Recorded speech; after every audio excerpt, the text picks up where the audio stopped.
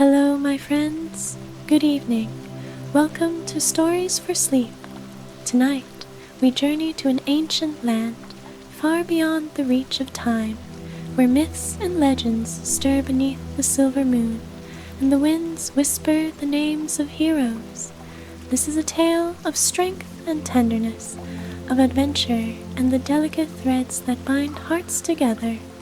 Let us begin as the stars blink softly overhead and the quiet of the world falls gently upon us.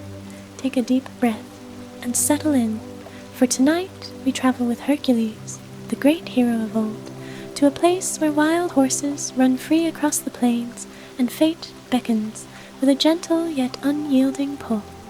Now, close your eyes, feel the weight of the day slip away, and listen closely. Let your body rest into the warmth of your bed. Feel the surface beneath you, steady and unchanging. Let the quiet hum of the night wrap around you like a blanket, pulling you deeper into stillness. With each breath you take, allow the tension in your body to melt away slowly and completely. Breathe in deeply, filling your chest with the calm, gentle air. Hold it for a moment, and then exhale slowly, releasing all the weight you carry. With every breath, feel yourself sinking further into this moment. The world outside has slowed to a whisper, and the only sound you hear now is your own peaceful breath, like the soft rhythm of the sea. As you relax, let your mind drift into the story, where the air is cool and fragrant with the scent of pine and fresh grass, and where the land stretches out in quiet, untamed beauty. The time is now, my friend, to let go of the day and enter a world where the myths of old come to life. Can you feel it? The world is at peace, and you are about to embark on a journey where the past and present intertwine. Hercules, the mighty son of Zeus, is standing at the edge of the world, preparing to chase the wind, and we will walk beside him, step by step. The stars above were bright and unwavering, their silver light flickering softly across the earth. A gentle breeze whispered through the trees, the leaves rustling in time with the distant sound of the waves lapping gently at the shore. It was a night like no other, and though the world lay still, a great adventure was stirring just beyond the horizon. Hercules stood atop a high hill, his figure tall and mighty, silhouetted against the soft glow of the moon. His muscles, hardened by years of toil and battle, seemed to ripple with the quiet energy of the land itself. His eyes, however, were not fixed on the heavens above or the earth below. They were drawn to the distant sound of hooves, wild, untamed hooves, pounding the ground with the rhythm of a heart unchained. For years, these horses had roamed the plains near the city of Mycenae, free and wild as the wind itself. No man had ever tamed them. No rider had ever mastered their speed and strength. They were legendary, a story passed from one generation to the next, like a song carried on the breeze. But tonight, something had changed. Something was different in the air. The horses had gathered on the plains, as if waiting for something or someone. Hercules knew, deep in his heart, that this was no mere chance. This was a call, one only he could hear, and so, with the certainty of one who had faced many trials and come out victorious, he took his first step toward the unknown. His sandals crunched softly against the gravel path that led him away from the city gates and into the wild, dark woods. The moonlight filtered through the trees in shimmering silver beams, casting long shadows on the ground as Hercules walked, his cloak flowing behind him like the tail of a storm. As he moved deeper into the woods, the air grew cooler, and the soft rustling of the leaves was replaced by the distant sound of rushing water. The river lay ahead, its banks glowing faintly under the moon's light. It was here, at the river's edge, that Hercules had first heard the whispers of the wild horses. There was something about the river that called to him, something about its ancient waters that held secrets older than time itself. He paused, kneeling down at the river's edge, cupping his hands in the cool water. The liquid felt like the very essence of the earth, smooth and eternal. As he drank, the taste of it was unlike anything he had ever known, sweet, pure, and full of the wild spirit that ran through the land. It was then that he heard it, the soft thud of hooves approaching from the distance. With a steady heart, Hercules stood and turned toward the sound. There, against the backdrop of the moonlit plains, he saw them, the horses, a herd of magnificent creatures, their coats gleaming silver under the night sky, their eyes wild and untamed. They moved with a grace that seemed to defy nature itself, their bodies flowing like water as they ran across the open fields. The leader of the herd, a stallion of great strength and beauty, stepped forward. His mane flowed like a black river behind him, and his eyes glowed with an intelligence that seemed to recognize the presence of the hero. Hercules took a step forward, his heart beating in time with the hooves of the approaching creatures, and then, in a voice as deep as the earth itself, the stallion spoke. "You seek us, mighty one." Hercules paused, his heart still for a moment, as the words echoed in his mind.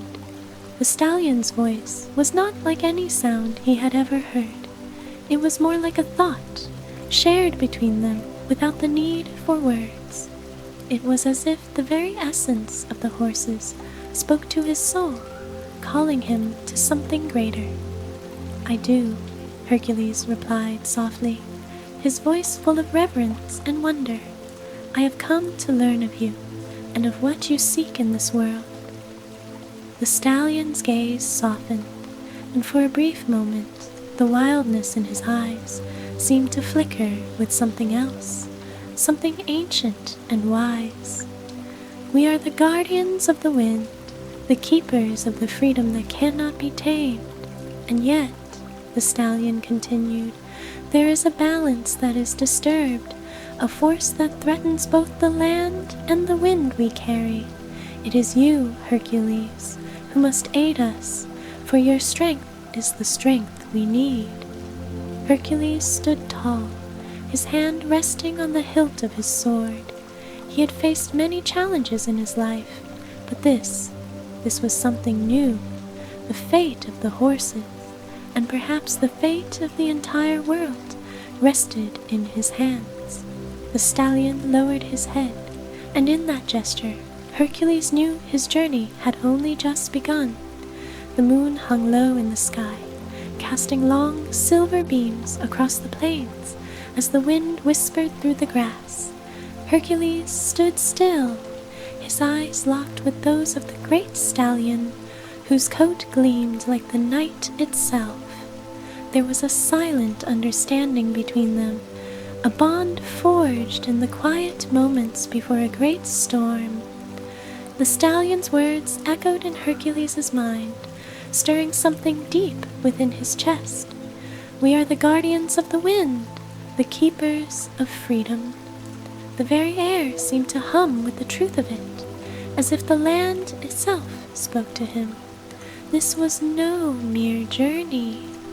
This was a call to something greater, a task that could shape the fate of not just the horses, but all of the earth. Hercules stepped forward, his heavy boots making a soft crunch in the gravel beneath him.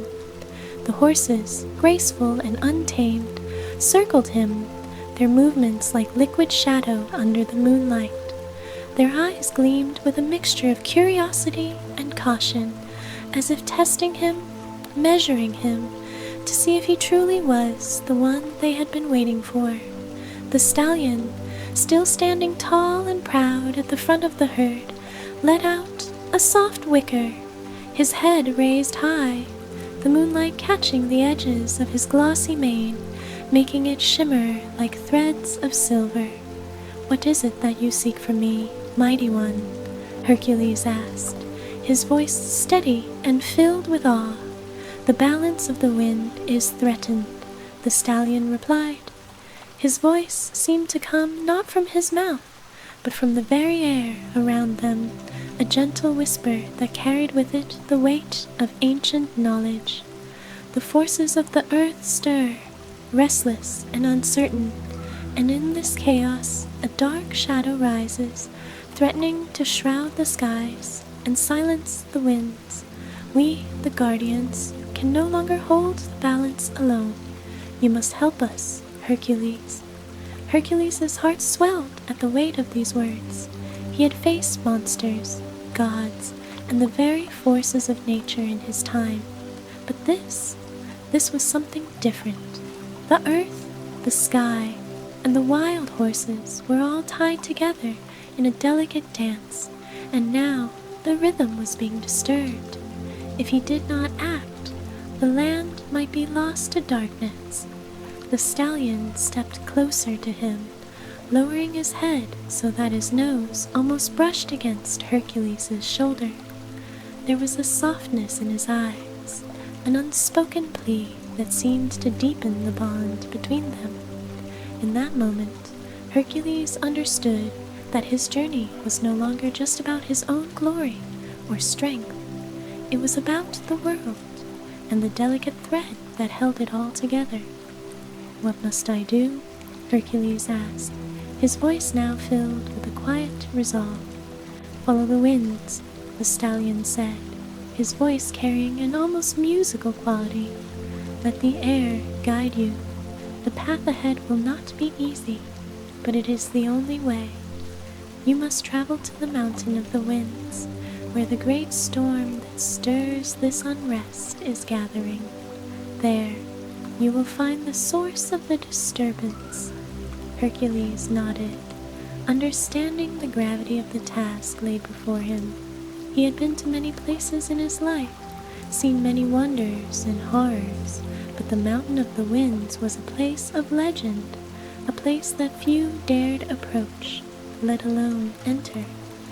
Yet here he stood, with a wild stallion at his side, knowing that this was the path he must take.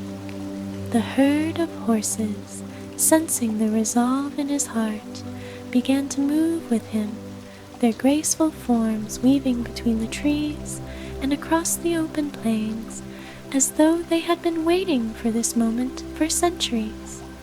As they moved, the night seemed to shift, the shadows stretching long before them like the hands of time reaching out. The wind picked up, gently at first, and then more insistently, as if it too had heard the call and was eager to carry them forward. Hercules rode one of the horses, a graceful mare with a coat like burnished gold. Her movements were fluid and light, her muscles rippling with strength beneath his touch. He could feel her every step, each heartbeat in time with his own, as though they were two souls moving as one.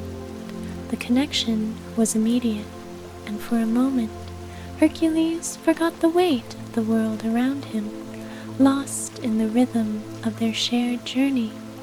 The path they followed was winding, leading them through dense forests where the trees stood like ancient sentinels, their twisted branches stretching upward to the sky. The deeper they went, the more the air seemed to hum with the power of the wild, as if the earth itself held its breath in anticipation of what was to come.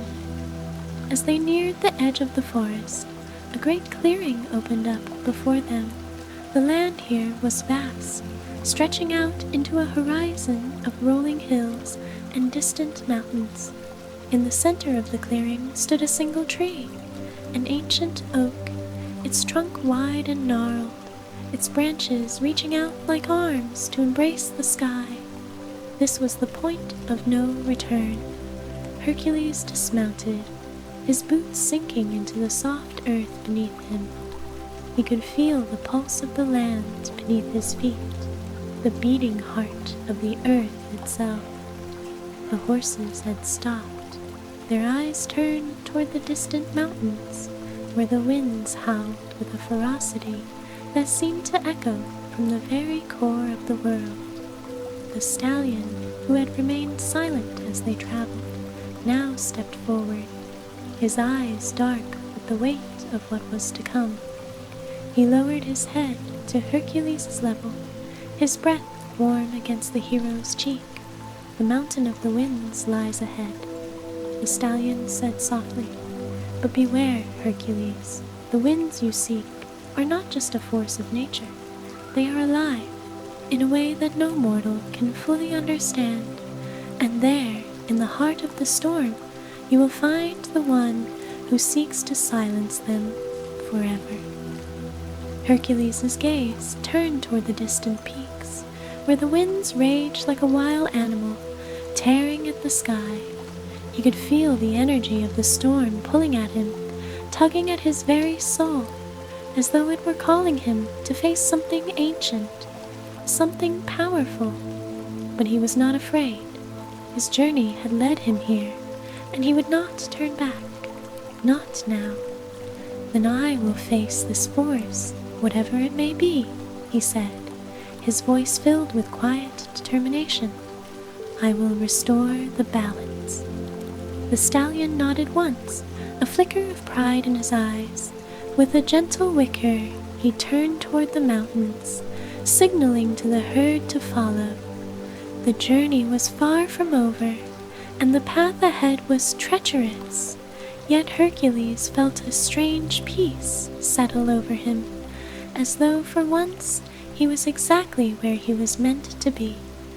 The journey continued beneath the endless sky, the wind now growing fierce as the mountains loomed ever closer.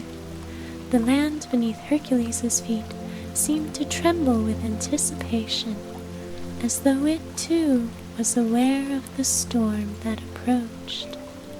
The trees whispered their warnings in the soft rustle of their leaves, and the very air seemed charged with an energy that sent a shiver down his spine. Yet, despite the growing tension, there was a quiet strength within him. Hercules' heart beat in steady rhythm, steady as the pounding hooves of the wild horses that galloped beside him. His connection with the mare he rode had deepened with each passing mile, and now, as they moved together through the open plains, they were no longer two separate beings. They were one, a force of nature in their own right. The stallion, whose dark eyes had once seemed distant, now rode ahead, leading the way with an air of quiet authority. His mane, wild and untamed, flowed behind him like the very winds they chased. The other horses followed close behind, their eyes sharp and watchful, sensing that the moment of reckoning was near. As they ascended the foothills toward the mountain of the winds, the ground beneath them grew steeper, the air thinner, and the storm at the mountain's peak seemed to pulse with a life of its own. The winds howled louder now, swirling in chaotic patterns, tearing at the trees and sending dust and leaves into the air like a wild dance. The force of it was overwhelming, yet Hercules and the herd moved on, undeterred by the fury that surrounded them. At the foot of the mountain, the path became narrow and treacherous. Jagged rocks jutted from the earth like ancient teeth, and the air grew colder with each step. The once gentle wind had transformed into a relentless gale, battering them with its fury. It pulled at Hercules' cloak, tugging at the very fabric of his being, but he pressed on, his eyes locked on the summit ahead, There was no turning back now. As they climbed, the storm grew more intense, the winds now shrieking in a language that seemed almost like a warning. The trees that had once dotted the landscape were now sparse, their twisted branches reaching out like skeletal fingers, desperate to hold on to something that could withstand the tempest.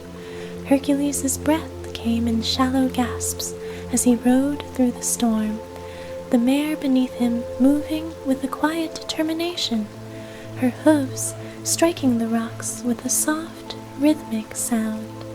There was something strangely soothing about the way they moved together, as though the storm itself was part of the rhythm they had established. And through it all, he could hear the stallion's call, a steady, guiding voice that cut through the chaos of the winds. "Keep your eyes on the summit," the stallion's voice rang out through the howling storm.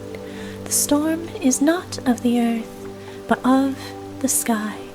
There lies the one who disturbs the winds, and in that place you must face him."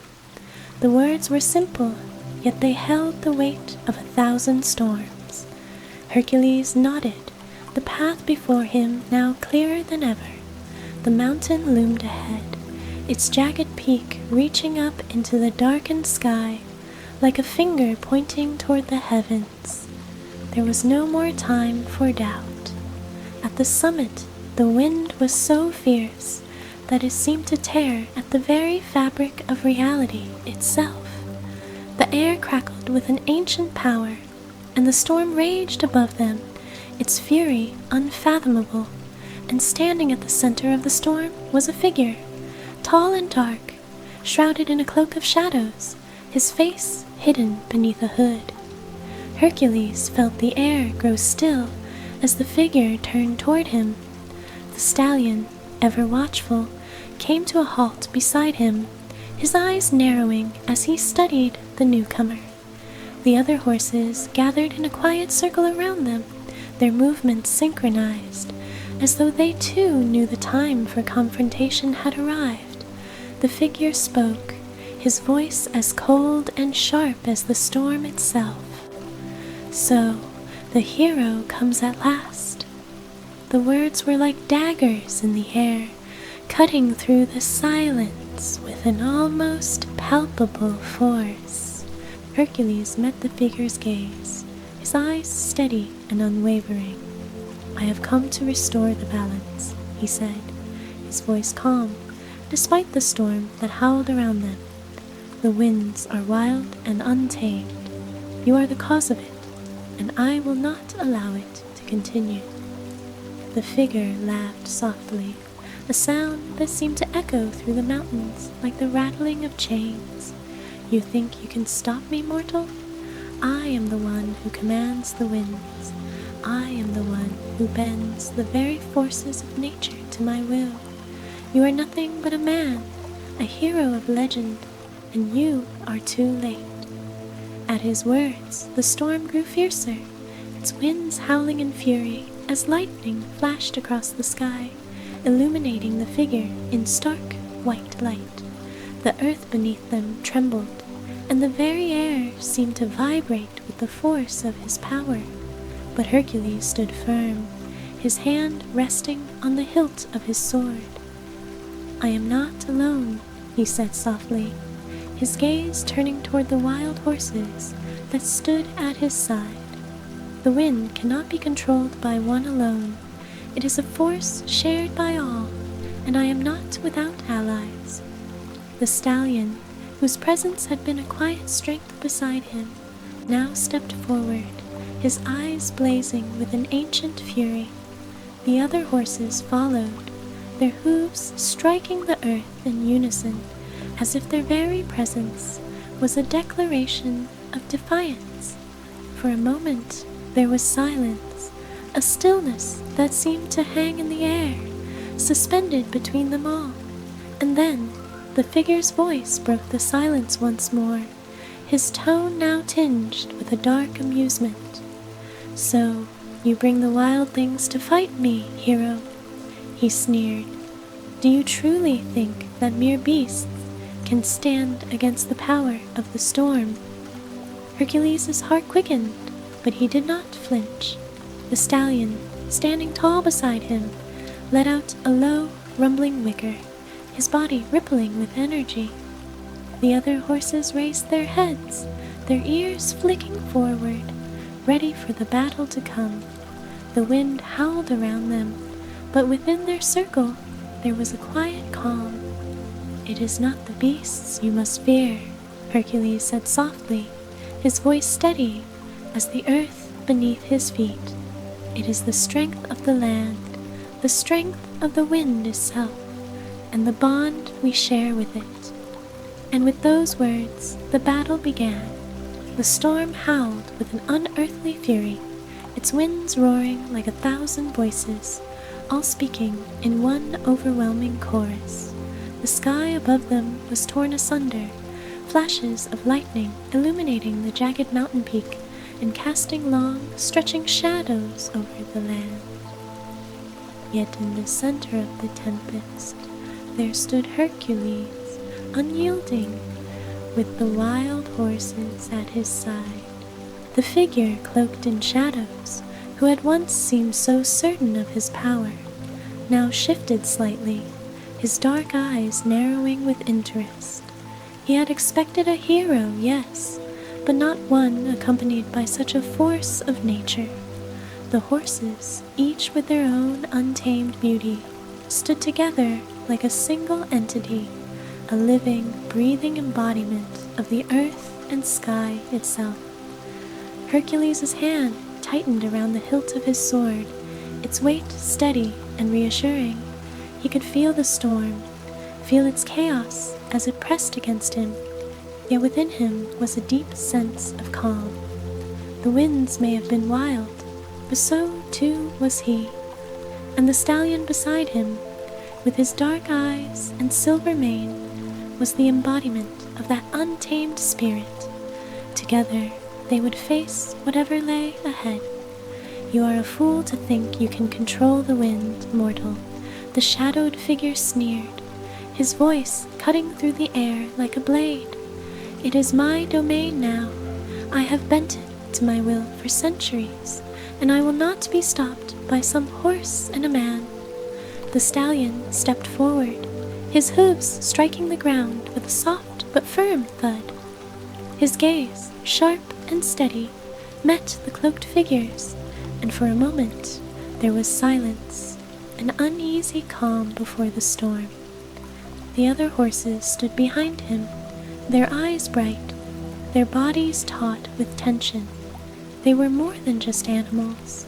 They were guardians, protectors of the wind and earth, each one carrying the weight of 1,000 years of history in their stride.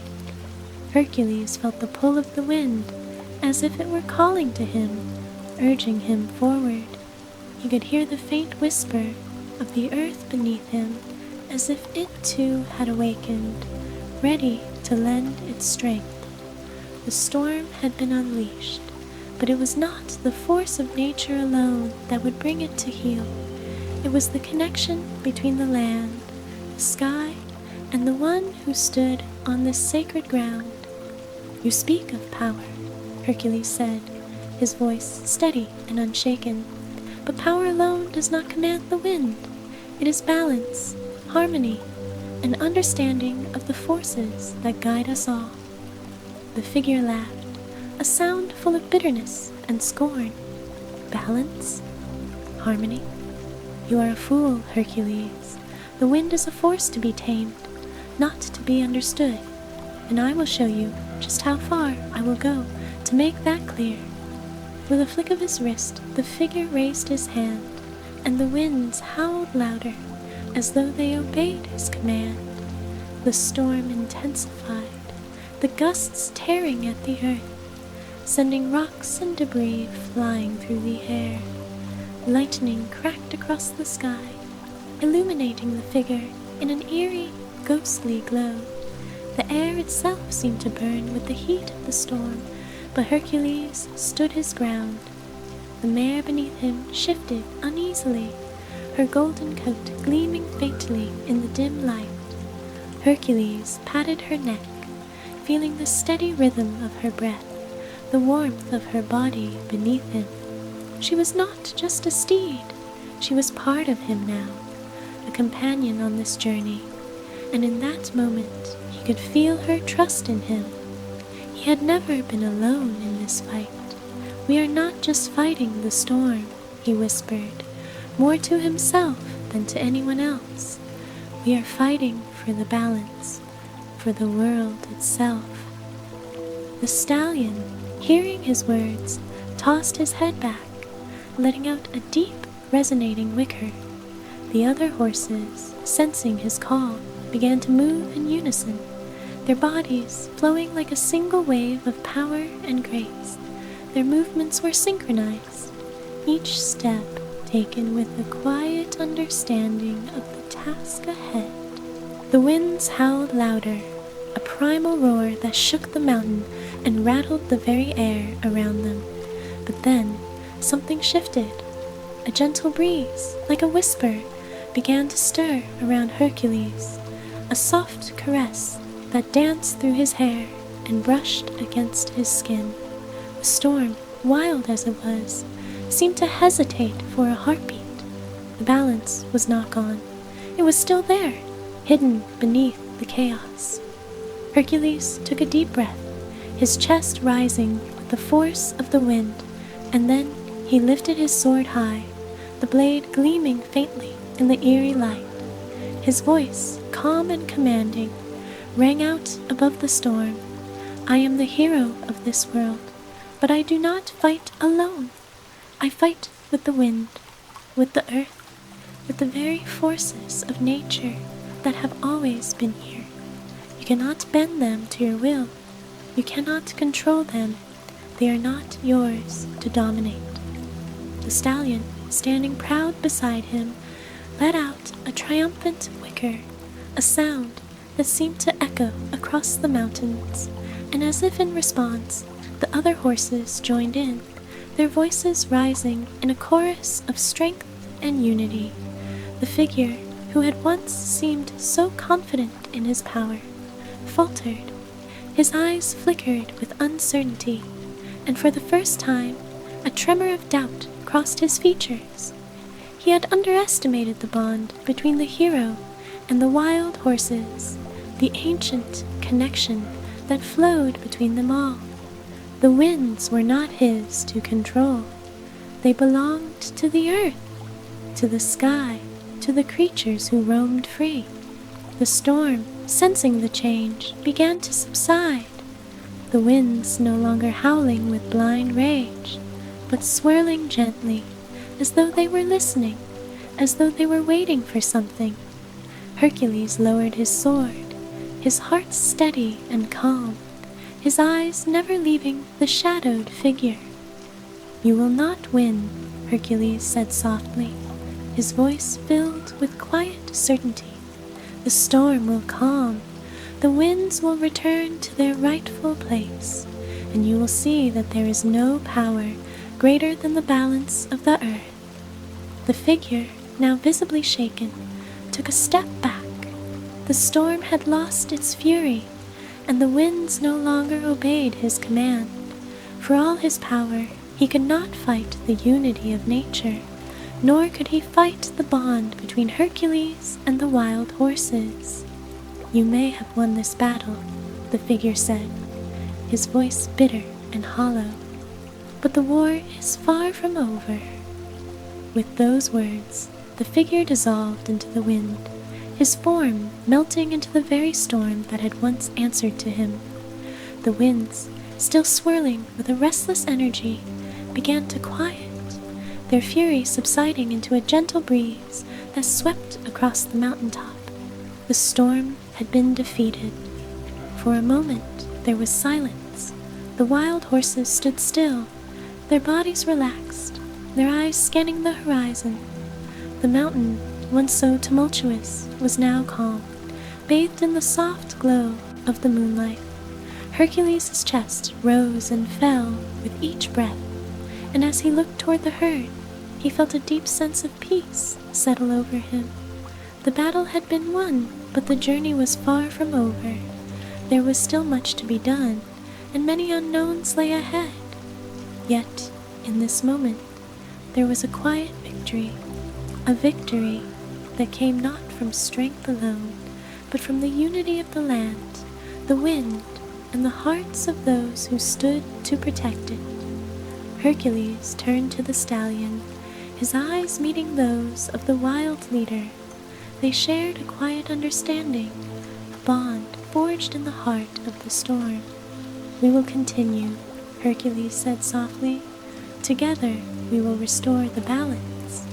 The stallion gave a final, triumphant whicker before turning toward the path ahead. The wild horses followed, their hooves striking the earth in a steady, rhythmic beat. Hercules mounted his mare once more, his heart light, knowing that the adventure was far from over. The moon hung low in the sky, casting a silver light over the quiet world below. The storm had passed, leaving only the soft echoes of his fury, now just a distant memory. The air had grown still, and the winds, once violent and untamed, had settled into a gentle breeze, whispering through the trees and rustling the leaves as though they were singing a quiet lullaby. Hercules and the wild horses moved forward through the valley, their journey continuing beneath the star-filled sky. The earth beneath them seemed to hum with the remnants of the storm, as though it too was finding its balance once more.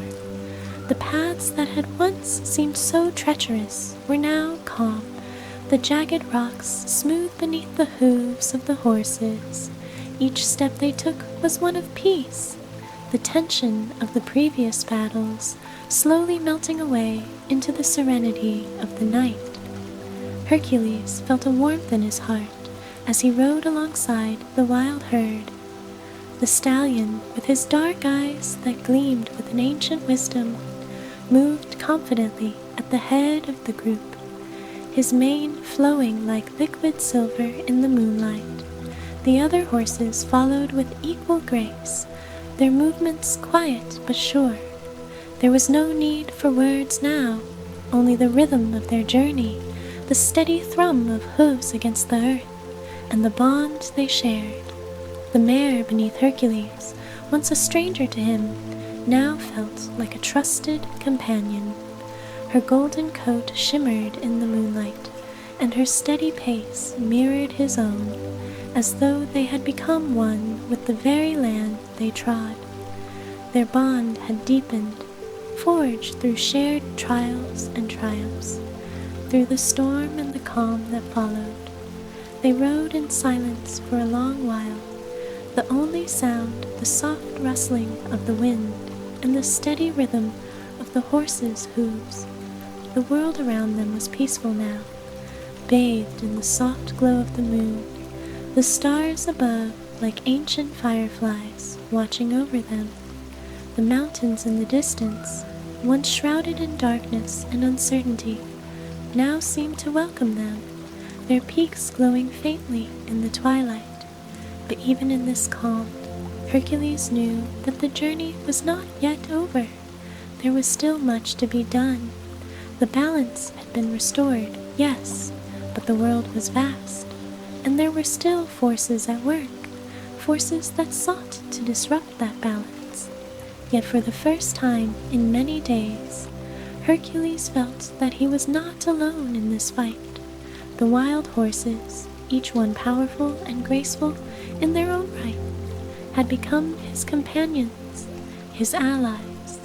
Together, they would face whatever challenges lay ahead. He turned his gaze to the stallion, who had fallen back to ride alongside him. The two shared a moment of silent understanding, a quiet acknowledgement of the bond they now shared. The stallion's eyes met his, and for a fleeting moment, it was as if the entire world had paused. The wind, the trees, the earth itself holding its breath. You have restored the balance, the stallion said softly, his voice calm and deep.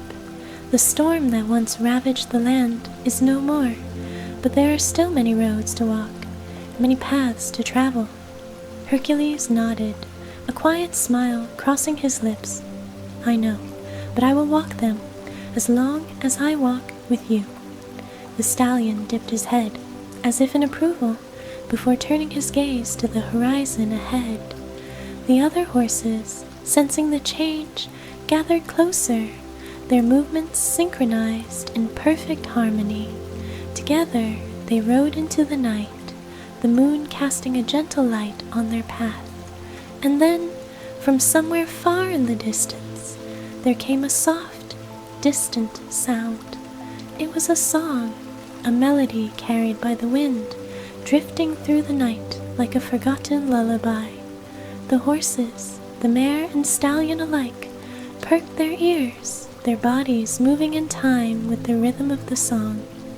Hercules felt the music stir within him, a deep, primal connection to the land and the wind, to the horses and the mountains.